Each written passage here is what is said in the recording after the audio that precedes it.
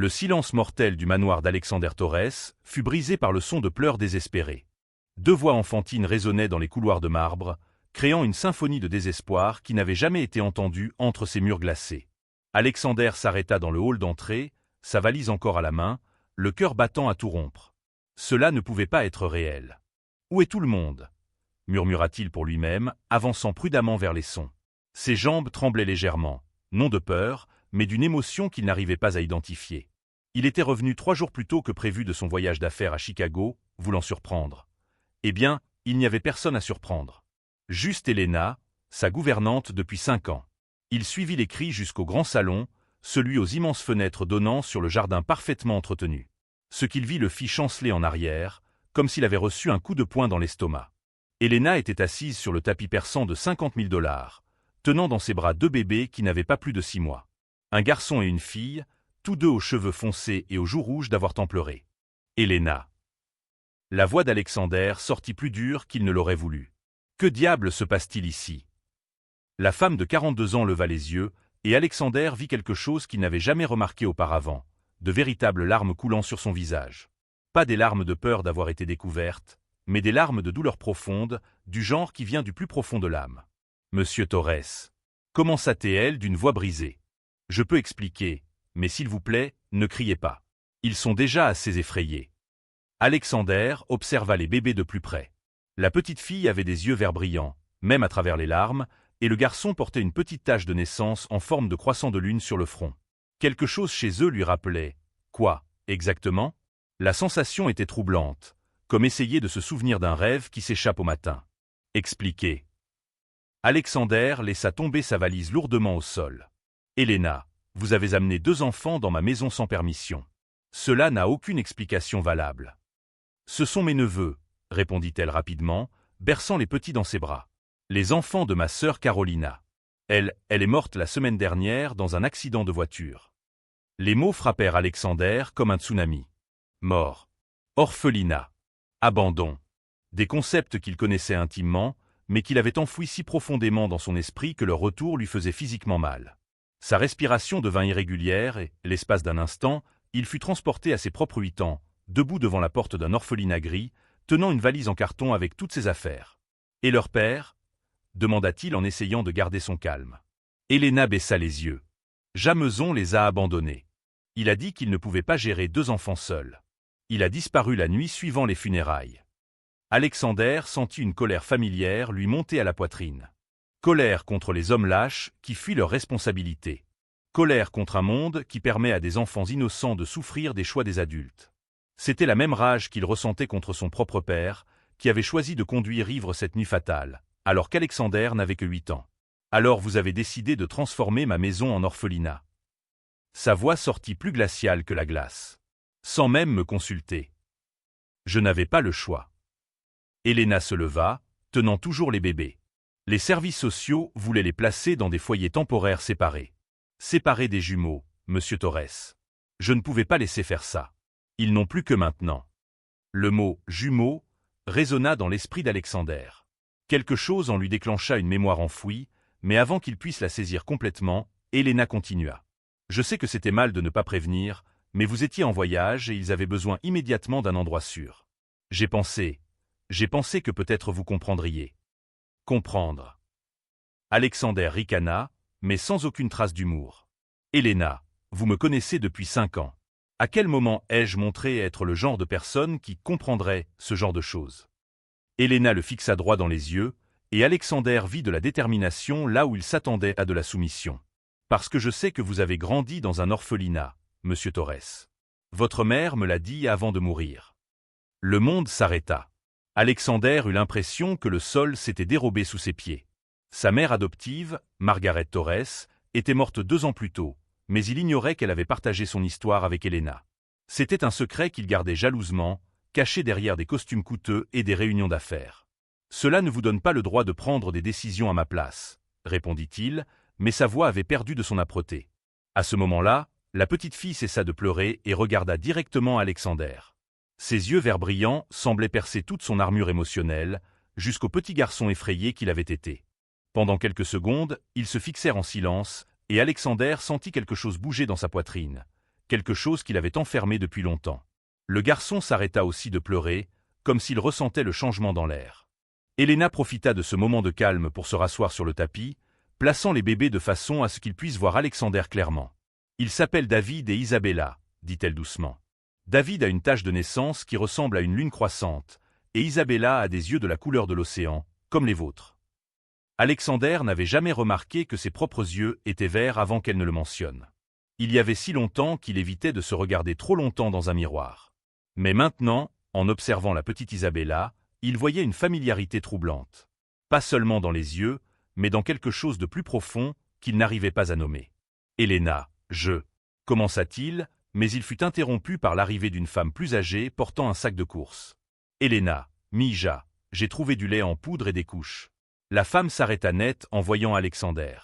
C'était évidemment la mère d'Elena.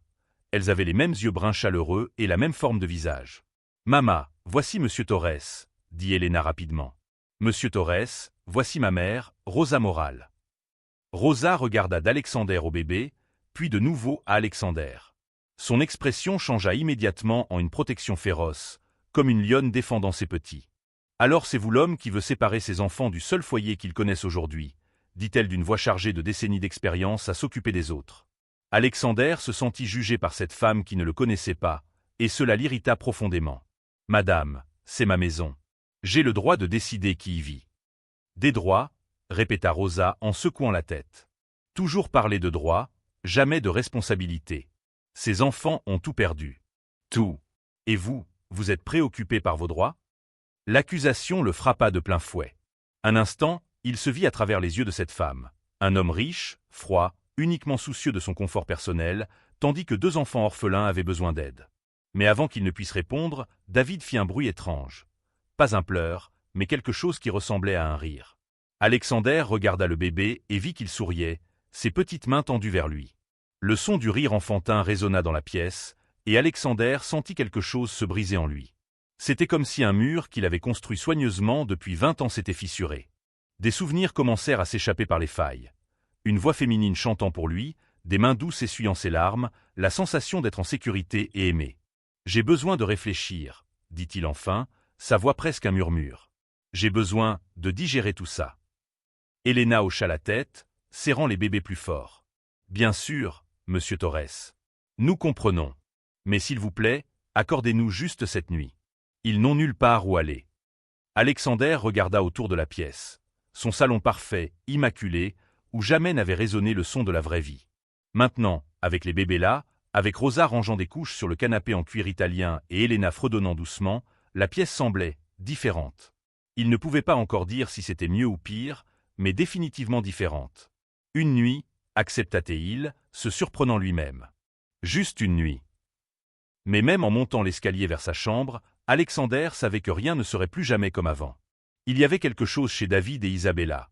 Peut-être leur façon de le regarder, peut-être la manière dont leur présence avait réveillé des souvenirs qu'il croyait enfouis pour toujours, qui avaient changé quelque chose de fondamental dans sa réalité. Alors qu'il se préparait à ce qui serait certainement une nuit sans sommeil, Alexander ne pouvait s'empêcher de penser à la tache de naissance de David et aux yeux d'Isabella. Il y avait là quelque chose de trop familier, quelque chose qui touchait une mémoire précise qu'il n'arrivait pas à saisir complètement. Si vous aimez cette histoire et que vous voulez découvrir quel secret du passé d'Alexander est lié à ses enfants, n'oubliez pas de vous abonner à la chaîne. Ce qu'Alexander va découvrir sur lui-même pourrait changer tout ce que vous pensez savoir sur la famille. Alexander se réveilla à 3 heures du matin au son de pleurs venant de l'étage inférieur. Pendant 45 minutes, il resta allongé, essayant d'ignorer les sons qui semblaient traverser les murs de sa suite principale.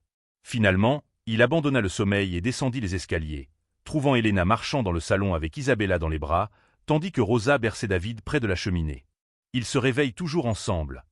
demanda-t-il, surprenant les deux femmes. « Depuis leur arrivée ici, » répondit Elena, semblant épuisée. « C'est comme s'ils avaient une horloge interne synchronisée.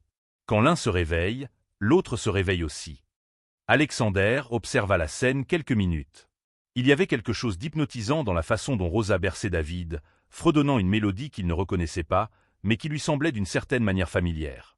La femme âgée avait des mains calleuses de décennies de dur labeur, mais ses mouvements avec le bébé étaient délicats comme ceux d'une ballerine. « Pourquoi ne m'avez-vous jamais parlé de Carolina auparavant » demanda Alexander à Elena. « En 5 ans de travail ici, Vous n'avez jamais mentionné avoir une sœur. Elena fit une pause, regardant Isabella. Carolina était compliquée. Elle faisait des choix difficiles, se mêlait à des hommes problématiques. Jameson n'était que le dernier d'une longue liste. J'ai essayé de l'aider plusieurs fois, mais elle disait toujours qu'elle allait bien, qu'elle pouvait se débrouiller seule. Et vous l'avez cru. Je voulais y croire, admit Elena. Parfois, il est plus facile de faire semblant que les gens qu'on aime vont bien que d'affronter la vérité. Les paroles d'Elena résonnèrent dans l'esprit d'Alexander. Lui-même avait passé des années à faire semblant d'aller bien, construisant une vie parfaite en surface tout en gardant toutes ses véritables émotions enfermées dans des compartiments sûrs de sa psyché. Rosa s'approcha avec David, qui avait cessé de pleurer et observait maintenant Alexander avec une curiosité intense. « Il vous aime », dit-elle simplement. Les enfants sentent ces choses. Ils savent qu'il a un bon cœur, même quand cette personne l'a oublié. « Il ne me connaît pas assez pour faire ce jugement », répondit Alexander, mais sa voix n'avait pas la froideur habituelle. 28 ans à m'occuper d'enfants dans des crèches et des foyers temporaires m'ont appris à reconnaître certaines choses, continua Rosa. Ce garçon ne cesse de vous regarder. Et vous ne pouvez pas vous empêcher de le regarder. Elle avait raison. Alexander était magnétiquement attiré par David et ne comprenait pas pourquoi. La tache de naissance en forme de croissant de lune semblait pulser de sens, comme un message codé qu'il devait être capable de déchiffrer. Puis-je le tenir? La question sortit avant qu'Alexander ait pu y penser. Rosa sourit pour la première fois depuis son arrivée. Bien sûr. Soutenez bien sa tête. Quand David fut placé dans ses bras, Alexander ressentit une vague d'émotion qui le prit complètement au dépourvu. Le bébé était étonnamment lourd et chaud, et sentait le talc et quelque chose de doux et indéfinissable. Mais ce qui le choqua fut la sensation de reconnaissance qui traversa tout son corps. David regarda directement Alexander dans les yeux et sourit. Un sourire véritable, complet, qui illumina tout son petit visage. À ce moment-là, un souvenir précis frappa Alexander avec la force d'un éclair. Lui-même, tout petit, tenu par quelqu'un qui le regardait exactement de la même manière. Quelqu'un aux yeux verts comme les siens. « Mon Dieu !» murmura-t-il, manquant presque de faire tomber David de ses bras. « Qu'y a-t-il » s'approcha Elena, inquiète. Alexander ne put répondre immédiatement. Le souvenir se précisait, une jeune femme aux cheveux foncés, tenant non seulement lui, mais aussi un autre bébé. Des jumeaux. Il avait eu un frère jumeau. « Je dois passer quelques appels, » dit-il brusquement, rendant David à Rosa. « Vous pouvez rester un jour de plus. Je dois vérifier certaines choses. » Sans attendre de réponse, Alexander courut à son bureau et appela son assistant personnel, ignorant complètement qu'il était 4 heures du matin. « Marcus, c'est moi. J'ai besoin que tu retrouves tous les dossiers de l'orphelinat Saint-Michael à Denver. Tout ce qui concerne 1985 à 1995. Monsieur Torres, il est 4 heures du matin. Peu m'importe l'heure. Je veux aussi que tu localises un homme nommé Jameson. Je ne connais pas le nom de famille, mais c'est le père de ses enfants qui sont dans ma maison. Je veux tout savoir sur lui, où il est né, où il habite, ses antécédents criminels, tout. Cela peut prendre quelques jours. Vous avez jusqu'à demain soir, coupa Alexander. Il passa les 2 heures suivantes à naviguer sur Internet, cherchant toute information sur l'orphelinat où il avait grandi. La plupart des sites officiels avaient été désactivés, mais il trouva quelques références dans des archives de journaux locaux. Un titre de 1989 attira son attention. Incendie à l'orphelinat Saint-Michael détruit des archives de décennies. Son estomac se noua. Si les archives avaient été détruites, comment pourrait-il découvrir la vérité sur son passé? Comment confirmer s'il avait vraiment eu un frère jumeau? Quand il retourna au salon, Elena préparait des biberons dans la cuisine pendant que Rosa changeait les couches des bébés. La scène domestique était si étrange dans sa maison parfaitement organisée qu'Alexander se sentit comme un intrus dans sa propre vie. « Elena, je dois poser une question », dit-il en s'asseyant lourdement dans un fauteuil. « Votre sœur Carolina, a-t-elle déjà mentionné d'où venait Jameson, sa famille, où il a grandi ?» Elena fronça les sourcils, réfléchissant. Il a toujours été très réservé sur le passé. Mais je me souviens que Carolina a mentionné une fois qu'il avait grandi sans ses parents. Dans une sorte d'institution, je crois. Le cœur d'Alexander s'emballa. Quel genre d'institution? Je ne suis pas sûr. Pourquoi demandez-vous? Avant qu'Alexander ne puisse répondre, son téléphone sonna. C'était Marcus. Monsieur Torres, j'ai obtenu quelques informations préliminaires sur Jameson Crawford. C'est son nom complet. Il a 32 ans, né au Colorado. Et monsieur, il y a quelque chose d'étrange. Il a lui aussi grandi à l'orphelinat Saint-Michael, quelques années après vous. Alexander sentit le monde tourner autour de lui. Vous êtes sûr? Absolument. Mais il y a plus. Il a des antécédents d'abandon d'enfants.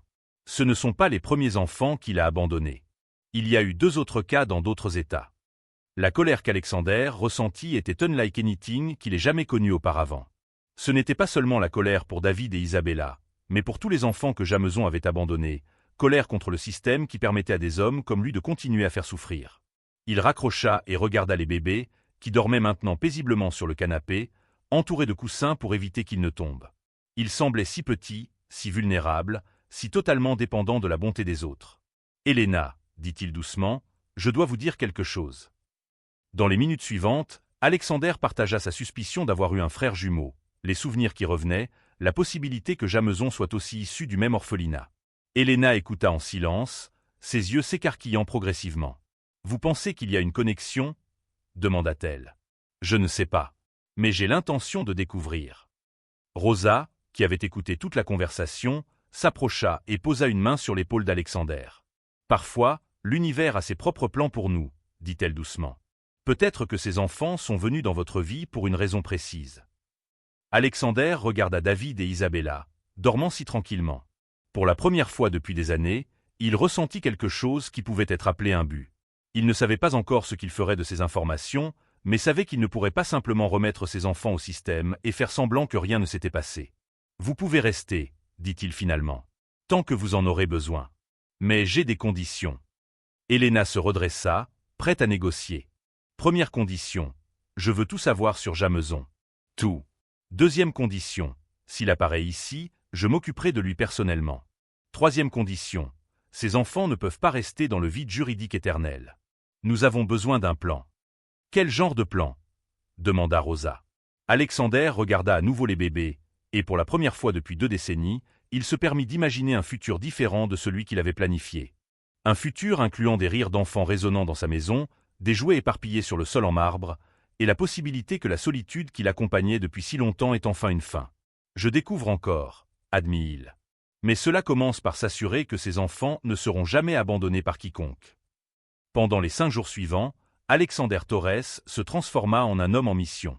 Pour la première fois dans sa vie d'adulte, il annula des réunions importantes, délégua des décisions d'affaires critiques et passa ses matinées non pas dans son bureau corporatif, mais dans sa bibliothèque privée, entourée de piles de documents légaux et de photographies anciennes. Marcus avait obtenu bien plus d'informations sur Jameson Crawford qu'Alexander ne l'avait espéré. L'homme n'était pas seulement un père négligent, c'était un prédateur systématique qui choisissait des femmes vulnérables, les rendait enceintes et disparaissait lorsque les responsabilités devenaient réelles. Il y avait au moins 4 cas documentés dans 3 États différents.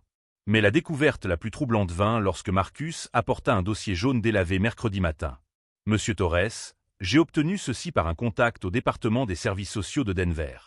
Ce sont les seuls dossiers ayant survécu à l'incendie de 1989. » Alexander ouvrit le dossier avec des mains légèrement tremblantes.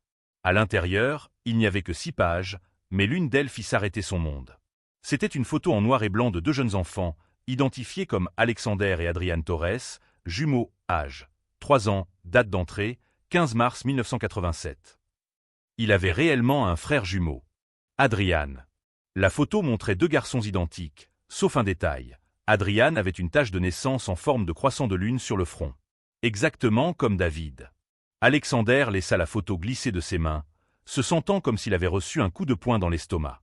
La connexion était impossible à ignorer, mais aussi impossible à comprendre entièrement. Comment David pouvait-il avoir la même tache de naissance qu'Adrian? À moins que... « Marcus, dit-il d'une voix rauque, j'ai besoin d'un test ADN. Discret, rapide et absolument confidentiel. Monsieur. Je veux comparer mon ADN avec celui des enfants. Et je veux que tu trouves tout ce que tu peux sur Adrian Torres. S'il est vivant, où il habite, ce qu'il fait pour vivre, tout. » Pendant que Marcus sortait pour exécuter ses ordres, Alexander descendit dans le salon, où il trouva une scène qui aurait été impensable dans sa maison 2 semaines plus tôt. Helena était par terre, montant un petit parc pour les bébés, tandis que Rosa apprenait à Isabella à tenir une cuillère. David était dans une chaise haute improvisée, bavant de bonheur en essayant d'atteindre un jouet coloré. « Comment avez-vous obtenu tout ça ?»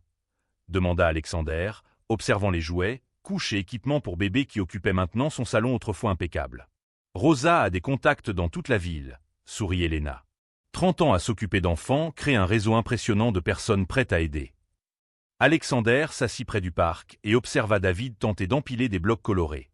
Le bébé le regarda et émit un son qui aurait pu être « papa » ou simplement des babillages sans sens, mais qui fit battre le cœur d'Alexander plus vite quand même. « Elena, je dois te dire quelque chose, » dit-il, lui montrant la vieille photographie. « Je viens de découvrir que j'ai eu un frère jumeau. » Elena examina la photo, les yeux s'écarquillant lorsqu'elle remarqua la tache de naissance. « Mais cela signifie… » « Je ne sais pas encore ce que ça signifie.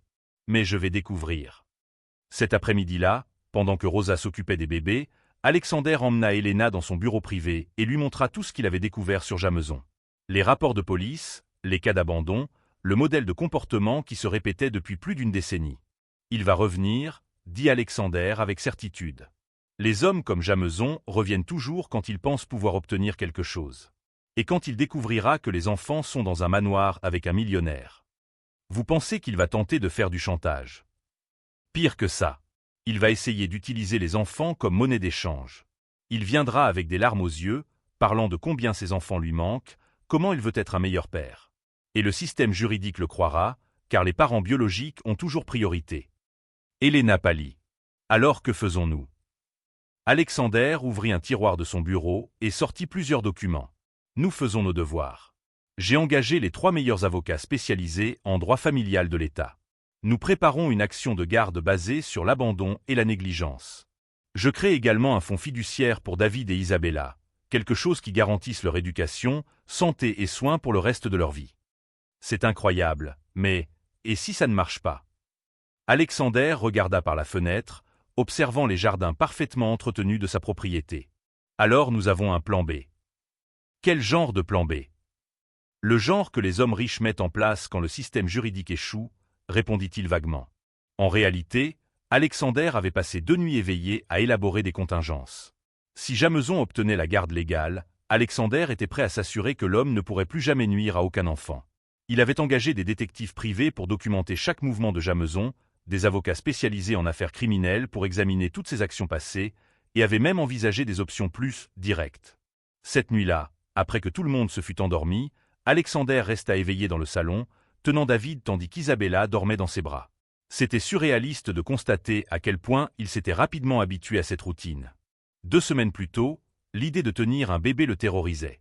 Maintenant, cela semblait la chose la plus naturelle au monde. « Vous savez que je ferai n'importe quoi pour vous protéger » murmura-t-il aux bébés endormis. « N'importe quoi. » David émit un petit son dans son sommeil, comme s'il répondait. Le vendredi, Marcus apporta les résultats préliminaires du test ADN. Alexander lut les chiffres plusieurs fois avant de comprendre pleinement ce qu'il voyait. Il n'était pas le père de David et Isabella. Mais il y avait une correspondance partielle significative.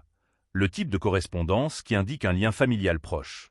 Oncle, cousin ou frère du père. « Mon Dieu !» murmura Alexander. Adrian est leur père. Tout avait maintenant un sens.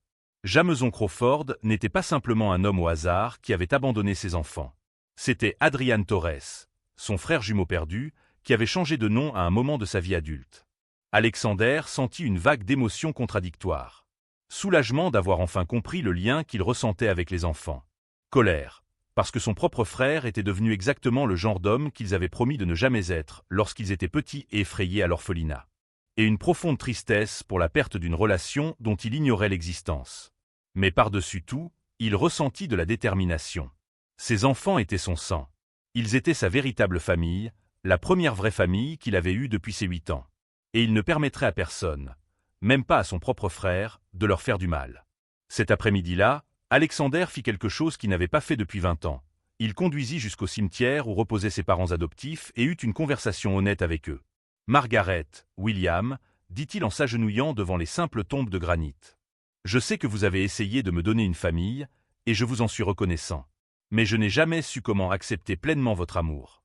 Maintenant je comprends pourquoi. Il y avait une partie de moi qui savait toujours que j'avais laissé quelqu'un derrière. Le vent fit bouger les arbres alentour, et Alexander imagina qu'il pouvait entendre la voix douce de Margaret. Il n'est jamais trop tard pour recommencer, mon cher. Lorsqu'il rentra chez lui, il trouva Rosa jouant avec les bébés dans le jardin, tandis qu'Elena préparait le dîner. La scène était si parfaitement domestique qu'Alexander ressentit un nœud dans la gorge. « Helena, appelait-il. Je dois te dire quelque chose d'important. » Il raconta les résultats de l'ADN, la découverte que Jameson était en réalité Adrian, son frère jumeau perdu. Helena écouta en silence, son expression passant de la surprise à la compréhension. « Alors ces enfants sont vraiment ta famille, dit-elle enfin. « Oui. Et cela signifie que quand Adrian reviendra, parce qu'il reviendra, je serai prêt pour lui. » Alexander regarda David et Isabella, qui maintenant rampaient sur la pelouse sous le regard vigilant de Rosa.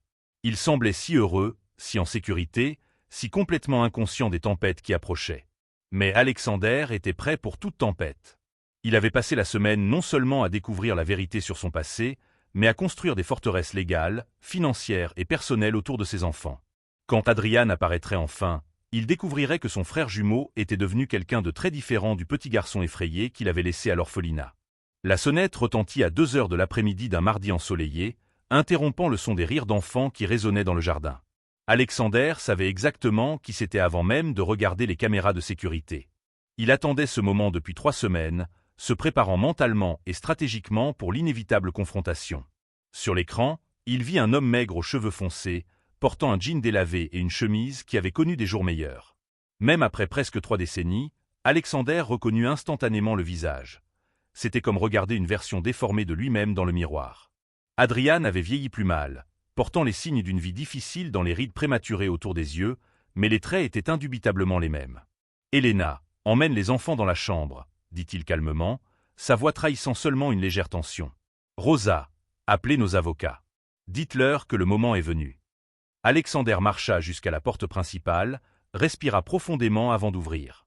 Lorsque les verrous se défirent et que la porte s'ouvrit, les 2 frères se regardèrent pour la première fois depuis leurs 8 ans. « Salut, Alex, » dit Adrian, utilisant le surnom qu'il n'appelait que lorsqu'ils étaient enfants. Sa voix était plus rauque qu'Alexander ne s'en souvenait, marquée par des années de cigarettes et de mauvaises décisions. « Tu as bien grandi. »« Jameson Crawford, » répondit froidement Alexander, refusant d'utiliser le vrai nom. « Ou devrais-je dire Adrian ? Difficile de suivre tes identités. » Un sourire amer traversa le visage d'Adrian. « Alors tu as découvert. Je ne peux pas dire que je suis surpris. Tu as toujours été le plus malin de nous deux.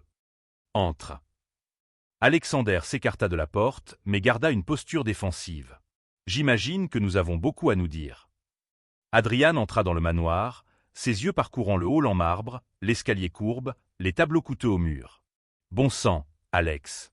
Tu as vraiment réussi à sortir de ce trou, hein ? Je me souviens quand nous partagions un vieux lit à l'orphelinat, rêvant d'avoir une vraie maison. Je m'en souviens aussi. Je me souviens que nous avions promis de toujours prendre soin l'un de l'autre. Je me souviens que nous avions juré de ne jamais abandonner nos familles comme nos parents l'ont fait avec nous. » Adrian baissa les yeux. « Les choses sont devenues compliquées, Alex. La vie n'est pas aussi simple qu'on l'imaginait à 8 ans. Ne m'appelle pas Alex. » La voix d'Alexander fendit l'air comme une lame. « Tu as perdu ce droit quand tu as abandonné tes enfants. 2 fois. 2 fois. » Adrian fronça les sourcils. « Mes enquêteurs ont été très minutieux.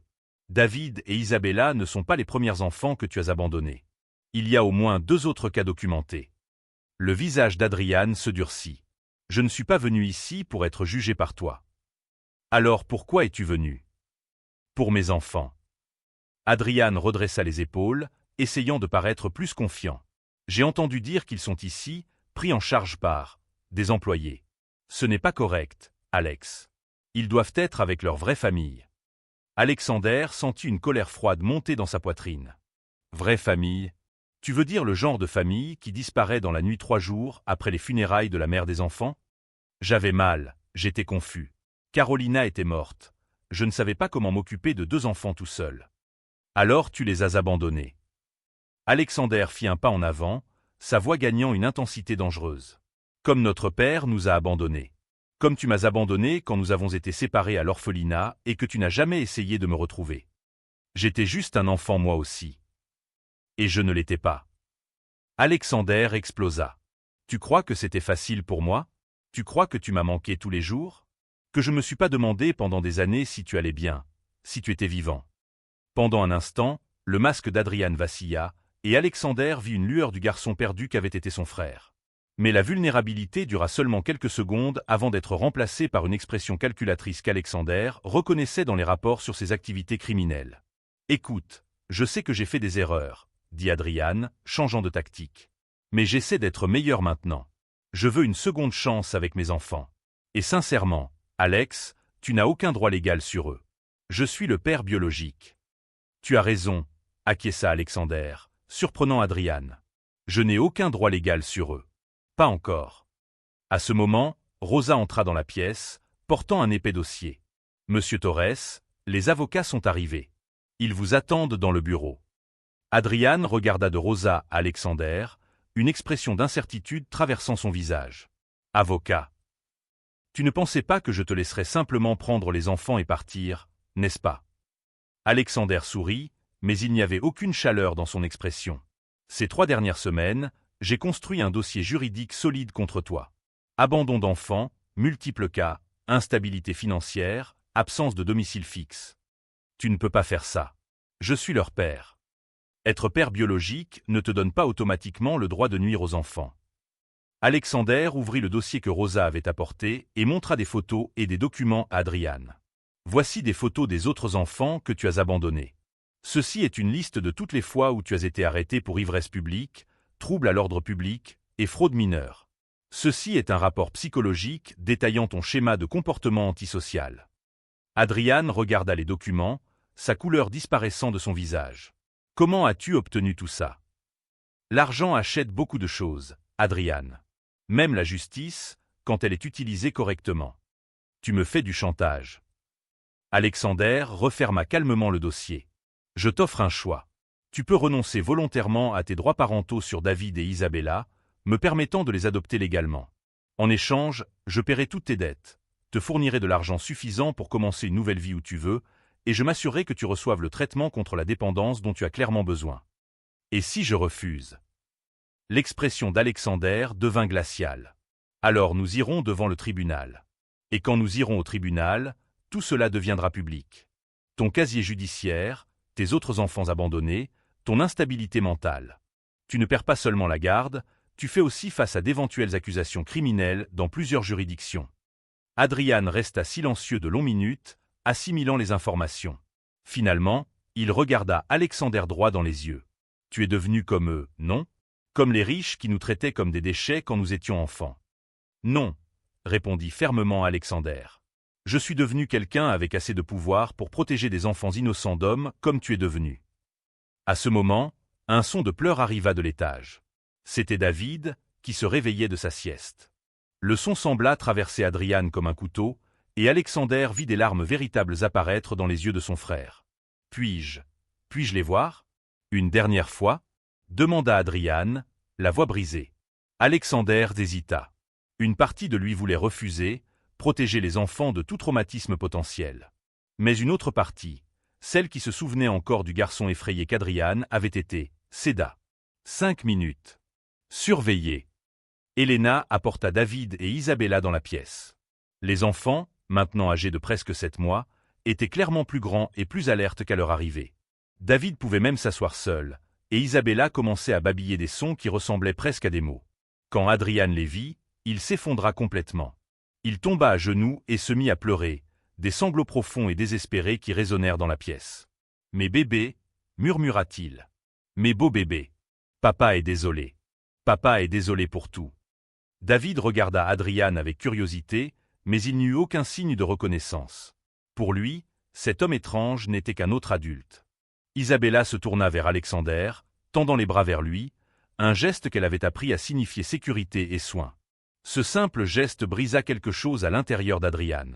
Il vit que ses propres enfants ne le reconnaissaient pas, qu'il voyait Alexander comme figure paternelle. « Ils sont heureux ici, » dit-il enfin, toujours à genoux. « Je peux voir qu'ils sont heureux. »« Ils le sont, » confirma doucement Alexander. « Et le resteront toujours, si tu fais le bon choix. » Adrian se leva lentement, s'essuyant les yeux du revers de la main. « Où je signe ?» Au cours des 40 minutes suivantes, avec 3 avocats comme témoins, Adrian Torres renonça officiellement à tous ses droits parentaux sur David et Isabella, acceptant l'adoption par Alexander Torres. En échange, Il reçut un chèque de 100 000 $ et la promesse d'un traitement payé dans l'une des meilleures cliniques de réhabilitation du pays. Avant de partir, Adrian s'arrêta à la porte et regarda une dernière fois les enfants, qui jouaient maintenant joyeusement dans les bras d'Alexander. « Alex, dit-il doucement, merci de devenir l'homme que je n'ai jamais pu être. »« Adrian, répondit Alexander, utilisant pour la première fois ce jour-là le vrai nom de son frère. Il n'est jamais trop tard pour changer. Ces enfants auront toujours un fonds fiduciaire qui les attend. Si tu arrives à te rétablir, vraiment te rétablir, il y aura toujours une place pour l'oncle Adrian dans leur vie. Pas comme père, mais comme famille. » Adrian acquiesça, incapable de parler. Puis il se retourna et s'éloigna du manoir, disparaissant dans l'après-midi ensoleillé. Alexander ferma la porte et s'y appuya, sentant comme s'il venait de livrer la bataille la plus importante de sa vie. Lorsqu'il se retourna, il vit Elena tenant Isabella, qui tendait les bras vers lui avec un sourire radieux. « Papa, » dit Isabella clairement, son premier vrai mot. Alexander sentit ses genoux fléchir. Il prit la fillette dans ses bras et embrassa son front, sachant qu'il venait d'entendre le mot le plus important de toute sa vie. 6 mois après le jour qui avait tout changé, Alexander Torres se réveilla non pas au son d'un réveil, mais au rire des enfants résonnant dans le couloir. David et Isabella, maintenant âgés de 14 mois, avaient découvert l'art de s'échapper de leur lit et d'explorer la maison comme de petits aventuriers. Alexander trouva David dans le bureau, essayant de « aider » en organisant des papiers importants sur le sol, tandis qu'Isabella se trouvait dans la cuisine avec Elena, aidant, à préparer le petit déjeuner en répandant des céréales partout. La maison, autrefois un musée de perfection aseptisé, était maintenant vivante avec le désordre glorieux de la vie réelle. « Bonjour, papa », sourit Elena, une expression devenue naturelle au cours des derniers mois. Elle n'était plus seulement la gouvernante, elle était officiellement devenue la nounou des enfants, Rosa servant de grand-mère d'honneur à plein temps. « Bonjour à vous aussi », répondit Alexander, prenant Isabella dans ses bras. La petite fille se mit immédiatement à babiller une histoire incompréhensible tout en pointant le désordre qu'elle avait créé, comme pour expliquer son chef-d'œuvre artistique. Pendant le petit déjeuner, Alexander réfléchit à la façon dont sa vie avait complètement changé. Son entreprise technologique continuait de prospérer. En fait, elle était plus prospère que jamais, car il avait découvert que déléguer des responsabilités faisait de lui un leader plus efficace. Mais maintenant, ses matinées commençaient avec des biberons et des couches au lieu de rapports financiers et de réunions exécutives. « Monsieur Torres, » dit Rosa en entrant dans la cuisine avec une lettre à la main. « Quelque chose est arrivé pour vous. » Alexander reconnut immédiatement l'écriture sur l'enveloppe. C'était d'Adrian. Au cours des 6 derniers mois, ils avaient échangé des lettres régulièrement, non pas comme père et oncle des enfants, mais comme frères se reconnectant après des décennies perdues. « Alex, j'ai terminé mes 90 jours de rééducation hier. Je sais que j'ai encore un long chemin à parcourir, mais pour la première fois depuis des années, je me réveille chaque jour sans vouloir fuir moi-même. Les thérapeutes disent que je fais de réels progrès. Je pense à David et Isabella tous les jours. Pas comme des enfants perdus, mais comme des cadeaux que j'ai réussi à donner à la bonne personne. Mon frère, qui a toujours été un meilleur homme que moi. J'espère qu'un jour, lorsqu'ils seront assez grands pour comprendre, ils pourront me pardonner de ne pas avoir été assez fort pour être le père qu'ils méritaient. J'ai trouvé un emploi dans la menuiserie ici à la clinique. Je fabrique un fauteuil à bascule pour Isabella et un cheval à bascule pour David. J'espère pouvoir les leur offrir personnellement lorsque je sortirai d'ici, si vous le permettez. Merci de m'avoir sauvé, Alex. Pas seulement de moi-même, mais d'avoir aussi sauvé les enfants de moi. Vous avez fait ce qu'un grand frère devait faire. Avec amour. Adrian. PS. J'ai joint une photo de moi après mes 90 jours. Je veux que les enfants sachent à quoi ressemble leur oncle Adrian quand il sera prêt à les rencontrer vraiment. Alexander regarda la photographie jointe. Adrian semblait 20 ans plus jeune, avec des yeux clairs et un sourire sincère qu'Alexander n'avait pas vu depuis qu'ils avaient 8 ans. Il y avait de l'espoir sur ce visage, quelque chose qui avait été absent pendant des décennies. « De bonnes nouvelles ?» demanda Elena, remarquant le sourire sur le visage d'Alexander. « Les meilleures » répondit-il, rangeant soigneusement la lettre. Adrian se rétablit vraiment.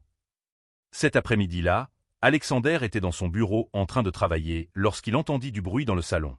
Il descendit pour enquêter et trouva David essayant de grimper sur le canapé tandis qu'Isabella applaudissait et criait « David !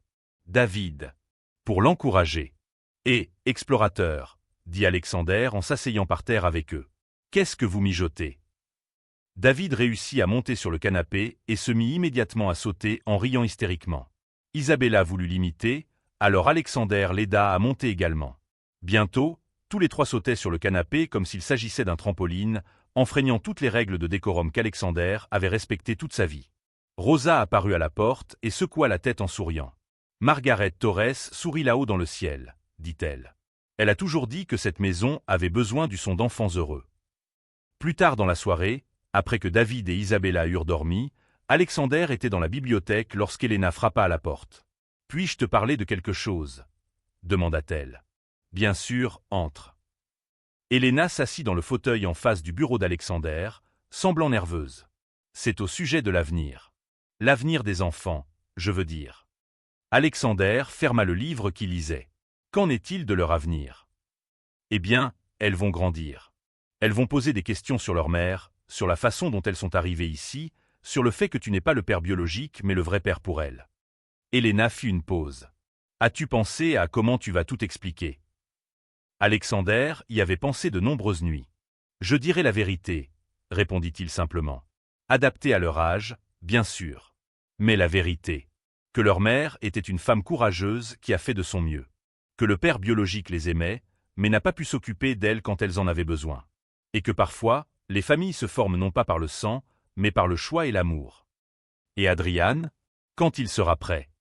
Quand il sera vraiment prêt, non seulement sobre, mais émotionnellement sain, il sera le bienvenu ici comme oncle Adrian. Les enfants méritent de connaître toute son histoire, y compris les parties difficiles. Mais elles méritent aussi la sécurité avant tout. Elena acquiesça. Tu es devenu un père incroyable, tu sais ça? Alexander sourit. J'apprends. Chaque jour est une nouvelle leçon. Et toi? Es-tu heureux du choix que tu as fait? Alexander réfléchit à la question. Il y a 6 mois, sa vie était prévisible, organisée, solitaire mais sûre. Maintenant, il se réveillait chaque jour sans savoir s'il trouverait des céréales par terre ou des jouets dans la piscine, si David tenterait de aider lors de réunions importantes en faisant du bruit en arrière-plan ou si Isabella déciderait que sa présentation pour les investisseurs nécessitait sa participation enthousiaste. Sa maison était constamment en désordre. Ses vêtements étaient toujours tachés de quelque chose qu'il préférait ne pas identifier. Il dormait moins, travaillait à des horaires irréguliers et avait complètement renoncé à l'idée de garder quoi que ce soit parfaitement en ordre. Et il n'avait jamais été aussi heureux de toute sa vie. « Elena, dit-il enfin, pour la première fois depuis que j'ai 8 ans, je me réveille chaque jour avec impatience de voir ce que la journée apportera.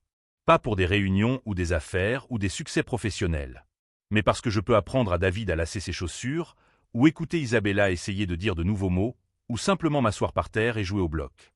C'est un grand changement pour un milliardaire. Tu sais ce que j'ai découvert?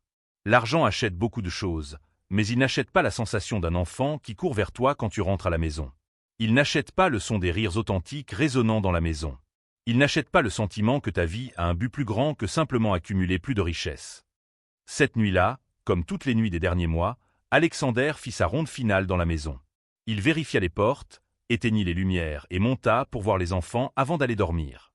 David dormait sur le ventre, les fesses en l'air comme une petite grenouille, tenant fermement son ours en peluche. Isabella dormait sur le dos, les bras ouverts comme si elle embrassait le monde entier dans ses rêves. Alexander s'assit sur la chaise entre les 2 berceaux, quelque chose qui était devenu son rituel nocturne. « Bonne nuit, mes amours » murmura-t-il. « Papa vous aime plus que toutes les étoiles du ciel. » Il pensa à l'homme qu'il était il y a 6 mois, froid, distant, concentré uniquement sur la construction d'un empire financier impressionnant, mais laissant son âme vide. Cet homme était mort au moment où il avait vu 2 enfants orphelins ayant besoin d'amour, et à sa place était né quelqu'un de complètement nouveau. Quelqu'un qui avait appris que la véritable richesse ne se mesure pas en dollars, mais en câlins. Que le vrai succès ne se trouve pas dans les rapports financiers, mais dans le sourire d'un enfant qui vous appelle « papa ». Que le bonheur ne vient pas du contrôle de tout autour de soi, mais de la capacité à être assez vulnérable pour aimer inconditionnellement. Alexander Torres avait trouvé sa famille d'une manière qu'il n'aurait jamais imaginé possible. Et pour la première fois de sa vie, il était véritablement chez lui. Avant de quitter la chambre, il regarda une dernière fois David et Isabella. Demain apporterait de nouveaux défis, de nouvelles aventures, probablement de nouveaux désordres à nettoyer. Et il avait hâte. Si cette histoire a touché votre cœur et que vous croyez au pouvoir transformateur du véritable amour, n'oubliez pas de vous abonner à la chaîne pour d'autres histoires qui montrent comment la vie peut nous surprendre de façon extraordinaire.